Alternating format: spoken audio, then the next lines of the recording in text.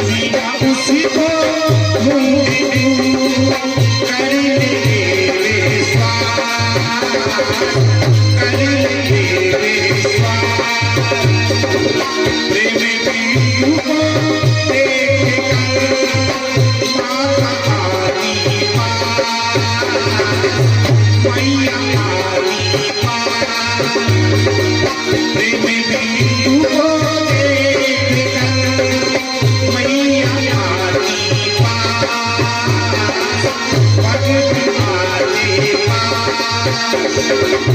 बस कहते हैं रे प्रेम का भूखा है वो भगवान, प्रेम की भूखी है हमारी माता रानी।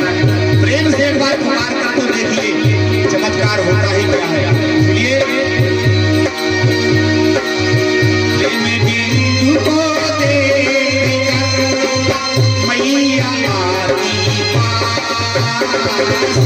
मैया आली मैया आली। इसलिए इससे बढ़कर के क्या भला, इससे बढ़कर और क्या समझाना है? वो इससे बढ़कर के क्या, इससे बढ़कर के क्या समझाना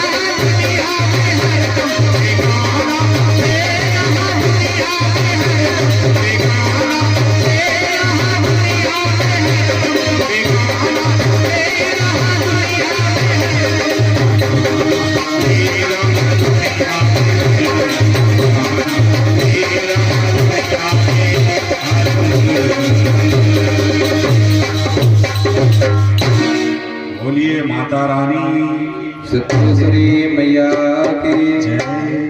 तो यही बताया गुरु जी के लिए, वही वेद व्यास जी के लिए बताया कि 18 पुराणों की रचयिता है, इन पे कभी भेद और भाव नहीं करना चाहिए, क्योंकि ये तो माता भगवती के स्वयं तेजो में प्रकट होने के कारण ही द्विपायन नाम पड़ा था इनका।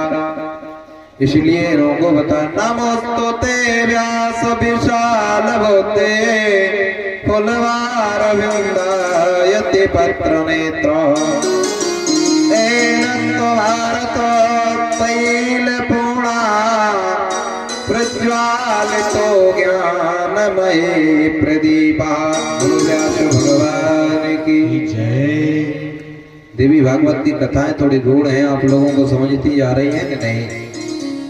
क्योंकि हम श्लोक बोलते जाते हैं, क्योंकि श्लोक देववाणी है, बोलना अनिवार्य है, इसमें बताया गया है इसलिए। और कुछ याद भी है माता भगवती की कृपा से श्लोक, तो इसलिए बोलने में बड़ा अच्छा लगता है। क्योंकि आजकल तो ब्राह्मणों ने देवी भागवत या भागवत शिव पुराणों को केवल स्थान रूप दिया है, बकाया तो नित्य गान बना दिया है। छोटे छोटे बालकों को व्याकरणों की शुद्धि भी नहीं है, व्याकरण के सूत्र भी मालूम नहीं है, वह भागवत पहुंच रहे हैं पर वेद व्यास जी की वह खंडना कर रहे हैं। ऐसा नहीं, जब तक मंत्रों की शुद्धि नहीं होगी, जब तक देवता प्रसन्न नहीं हो सकता है, जब तक श्लोकों की शुद्धि नहीं होगी, तब तक माता भगवती नहीं सुन सकती है। इसलिए देववाणी है, संस्कृत वाणी अनबार है, बहुत शुद्धि होना चाहिए। इसलिए श्लोकों का प्रयोग और श्लोकों का वचन वाचन बहुत अनबार है, कथाओं के बीच में इसलिए करते जाते हैं, पर आप समझते जाइए, जहाँ समझ ना आए दोबारा समझा दिया जाएगा। बोलो सिद्धेश्वरी मैया जय। अब चलते हैं माता भगवती के छिन्न मस्तका की कथा की ओर। माता भगवती ने माता पार्वती ने किस प्रकार से छिन्न मस्तक का रूप धारण किया। यह कथा बहुत लोग कम सुनने को मिलती है और सुनाने को भी कम मिलती है।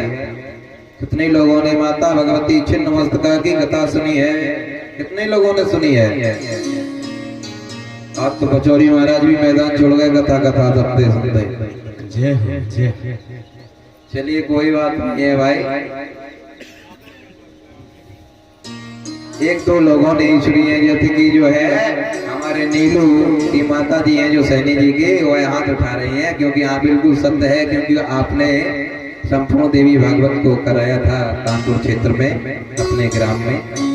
माता भगवती का जहाँ स्थान है कानपुर नगर में, वहाँ शायद बजाने वाले हमारे यही रहे हैं, पहले ही से रहे हैं, क्योंकि संगीत कलाकार हमने अभी तक बदली नहीं है।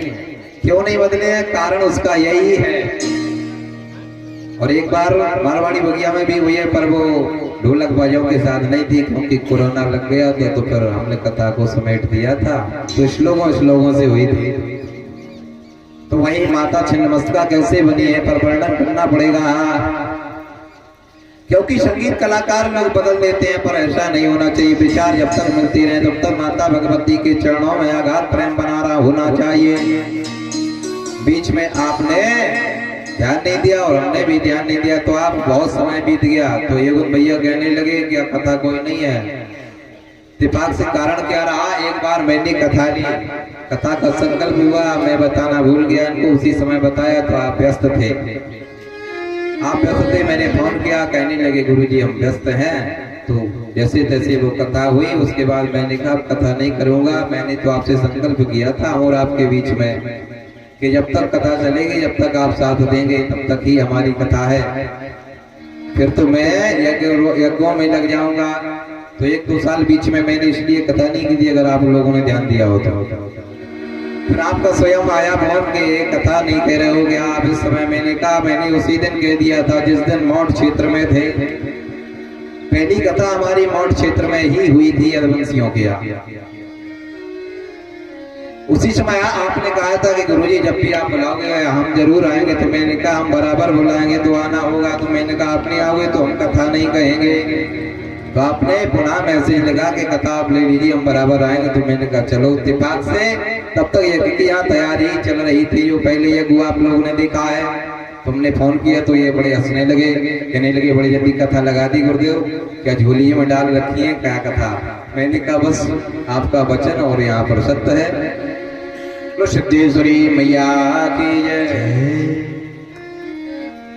और आप पैसे पे भी कभी मोह नहीं रखते। पचौरी महाराज ऐसे हैं कि हमारे मोह रखते हैं। कुछ लोग होते हैं मोह पैसे से रखने, क्योंकि युवावस्था में मोह हो जाता है पैसे से। एक हमारे साथ ब्राह्मण रहते थे, तो वो जो है मना करते थे। हमारी भी आदत है मना करने की, तो मना करने के चक्कर में वो भी रह जाते थे। पैसा कोई दक्षिणा चलते समय दे रहा हो या भोजन के समय, तो मना करते थे बस रहने दो रहने दो। रहने के चक्कर में वो भी बेचारे हाँ बस रहने दो रहने दो, तो उनका नुकसान हो जाता था।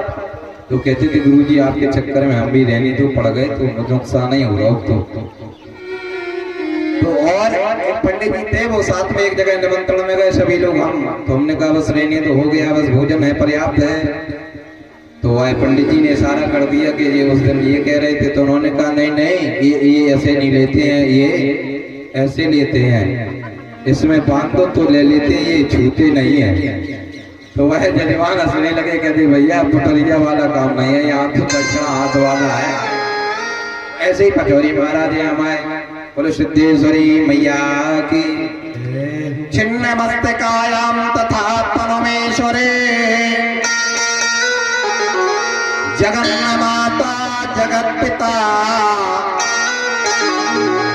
जगन्नाथो तथा नामो जगन्नाथेन सिद्धता। जगत के नाथ कौन है? उनकी माता स्वयं माता भगवती को जो स्वयं भजने वाले वो जगत के नाथ कौन है? जब जगत के नाथ भज रहे हैं तो हम और आप कौन क्या कहाँ के हैं? हम और आप तो मनुष्य जीव हैं। हम और आपको माता भगवती के चरणों में रहना ही होगा। वो कौन है? जगत के नाथ है जो नाथ सकलो संपुदा तुम्हारी मैं सेवक समेत सुत